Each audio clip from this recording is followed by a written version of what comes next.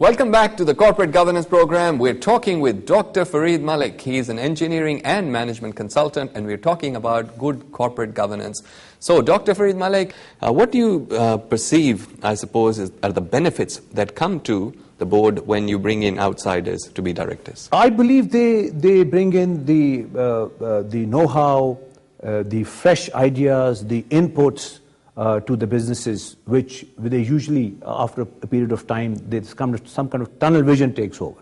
So when you bring in person from outside, they come with fresh ideas, fresh outlook, fresh approaches, and then which is helpful for the growth of the organization, and they give new directions, new inputs, new feedbacks, So that kind of a structure really helps in building the organization of the 21st century. I think that's very important. There's another thing which is in America that's very, very, very common, that most of the good universities don't hire their graduates for this purpose. They believe that if you're a graduate of a particular university and you start teaching in that university, or you come into the management in that university, then you continue with the weaknesses of that university instead of going to another university and gaining from the strength and the environment from them, taking your strengths there. So it's an amalgamation of strengths, That is important. So that's what the benefit, I suppose, organizations get from having independent directors.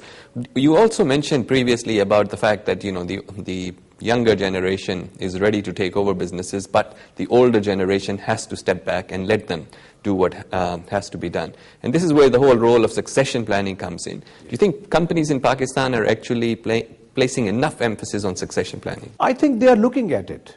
And lately, the interest that I get the feedback on, they're looking at it, because naturally, as a nation, we have aged, and the entrepreneurs are aging, and they realize that the baton has to be handed over, passed over. So there is a realization. And also, there have been stark realities that companies which did not have a succession mechanism in place, they just evaporated. Like Sheikh Mohammadin and Sons was the largest fan manufacturing company in Pakistan at one time, and their fans made it all the way to the holy city of Makkah and Medina, and they're still working there, but the company is gone because of lack of succession management. And there are several examples like that. And in the 40s, Lahore was one of the pioneers in diesel engine. The single-cylinder diesel engine was produced in the 40s in Lahore. But we never went from one cylinder to second cylinder, because of lack of management, lack of succession, and that know-how, that technology probably evaporated when the founders went. So this has to happen, There has to be a proper mechanism of succession, proper management of advancement of technology, management, documentation.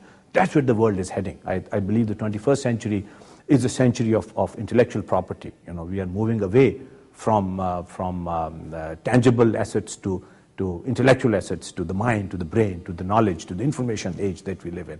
So that's important. That has to happen. And if Pakistan does not tread that path, we'll be lagging behind. One of the concerns, I suppose, if you or I were invited to a family-owned company's board, one of the concerns I would have is because there's always one major shareholder. As your tenure as a director is, I suppose, dependent upon keeping your main sponsor happy. How do you ensure that as an independent director you can speak your mind, be objective, all those things that you said, and not be fired the next day? I believe it is difficult, and there's a subject on that's called effective confrontation. And I believe we need that in Pakistan. And I've always insisted on two things. One is learning or teaching the art of effective confrontation, and the other is database decision making. I think if we move on from opinions to actual information and data, and decisions are then based on data-based decision making is done, I think that makes a difference. Because at the end of the day, really, nobody wants to lose money. And if it's evident by the data you present or the information that is brought forth, then I believe that there has to be a buy-in. And that has been my experience. It's been difficult, but you can, if you know the art of effective confrontation, and you do your homework, and you go with your data and present it in a way which is understandable, then I think that difference can be achieved. And with initiatives like the International Finance Corporation is undertaking to promote good governance in Pakistan, do you see progress being made over the last a year or so? I think it's early to actually say what has happened on the ground. But I believe there's some kind of awareness which is going around, like the succession management workshops which were held. And I believe a lot of people are talking about succession management.